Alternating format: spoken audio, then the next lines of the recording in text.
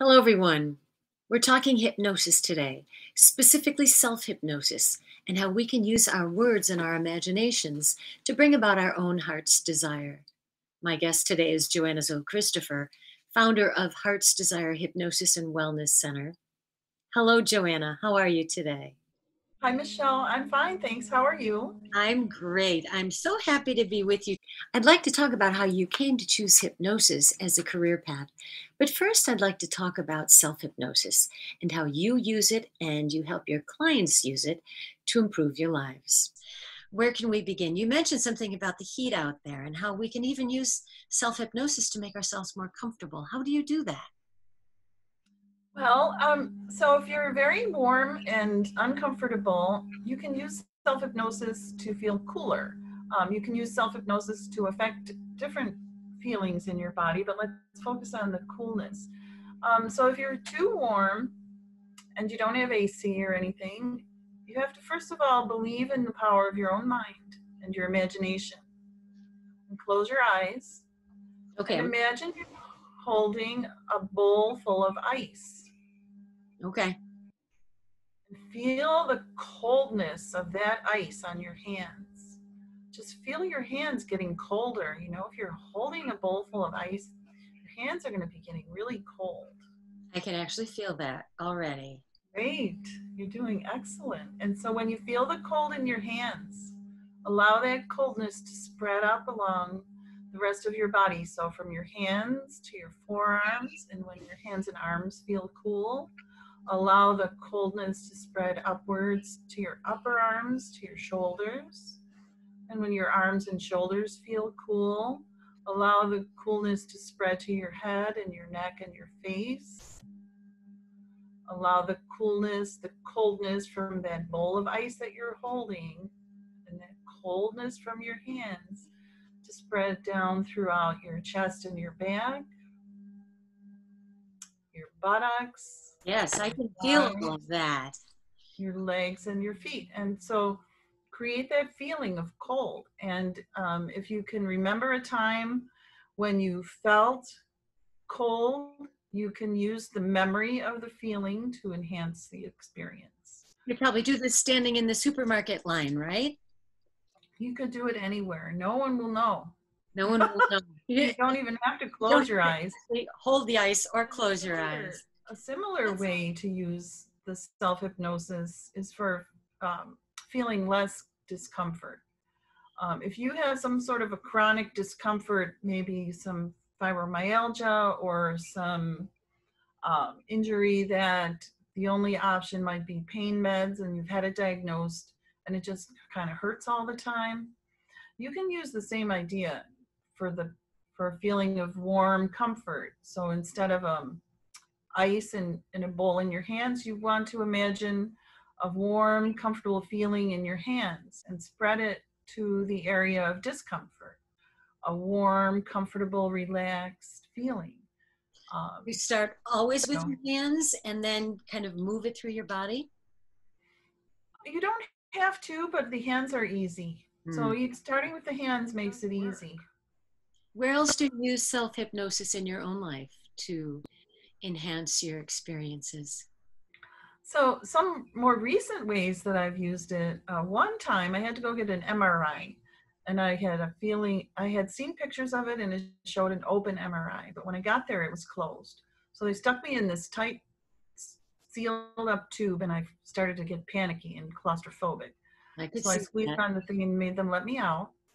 Took just a few seconds to, you know, recalibrate what I was expecting in there and everything. And I decided to take myself to the beach. So once I relaxed and decided what I was going to do, I went back into the MRI.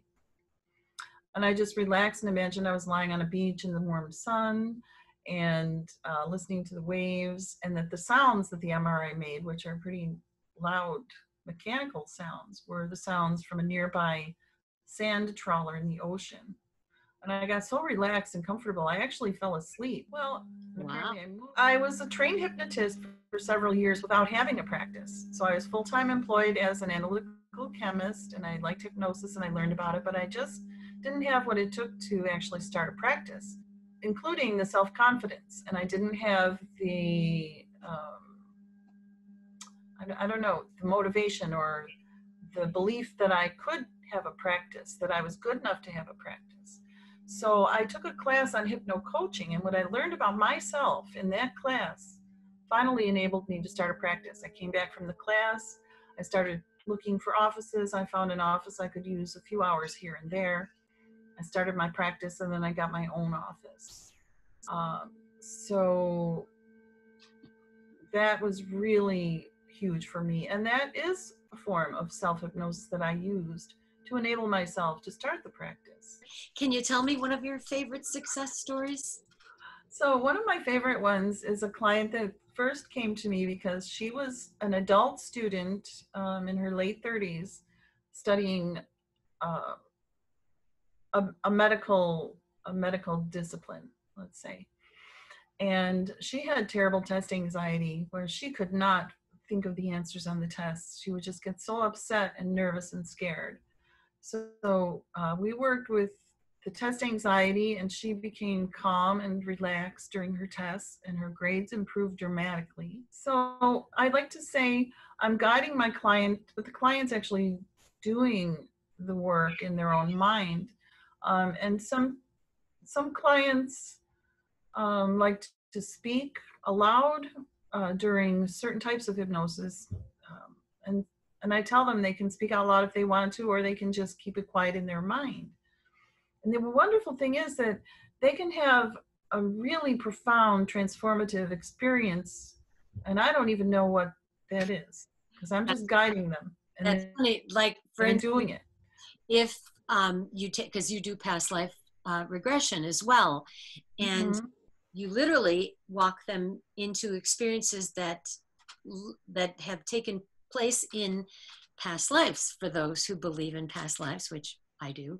But it regardless of whether they actually occur, there is healing that takes place when they go back, because it feels like they're often sent to important examples of past lives, which help them to heal issues in their current life.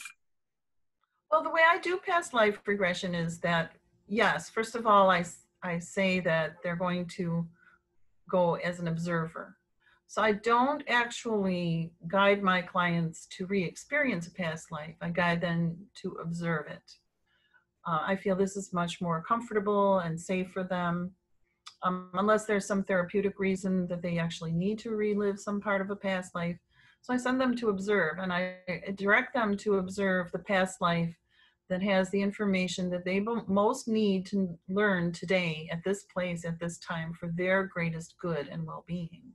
Let's tell people about your wonderful location. You're in the old church, what is it called? The old chapel in North Tonawanda on Robinson. And well, my office is in the former rectory of the former Ascension Church, which is now the old chapel. The church is now the old chapel, which is a gift shop. And my office is in the building that joins up to it. It used to be the office for the church and the rectory being where the priests used to live. I know that you have some events coming up. Let's talk first about the free full moon Reiki that you do. During the full moon on July 5th, you have an event planned. It's on your Facebook page.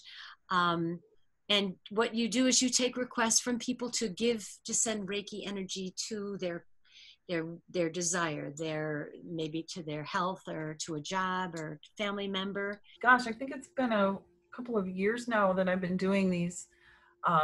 I find that I've always loved the full moon, and I find that the full moon seems to really enhance my Reiki abilities.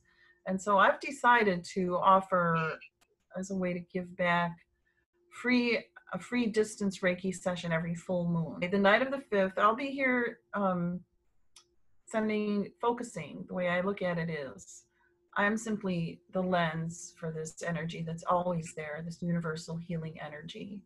And so yeah, the event on my Facebook page, people can click on going or interested to be included. If they'd like to, they can private message me or post on the event their intentions. Say, for example, my hip is sore, would you please heal that? Or they can ask for healing for a pet or for a family member, whatever it is they would like. Oh, And that's so, beautiful. And then I wanted to ask you about the retreats, an afternoon retreat you have scheduled for July 12th. How would you do a retreat in the age of COVID? so I've had afternoon retreats a few times now, and they were really quite successful and enjoyable. We use the conference room in the building for that. It's much bigger. Um, People sit around in a circle and I'll do a guided meditation or a hypnotic meditation.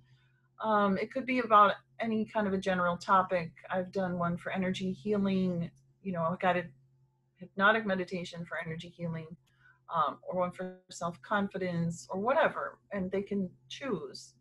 Um, and I give a Qigong class, Qigong exercise, movements that stimulate acupoints on the body that are gentle and easy. And so people can participate in that. I provide some healthy food, and if anyone wants to bring anything, they're welcome to contribute. Um, in the past, I have given mini Reiki treatments to each person that attended.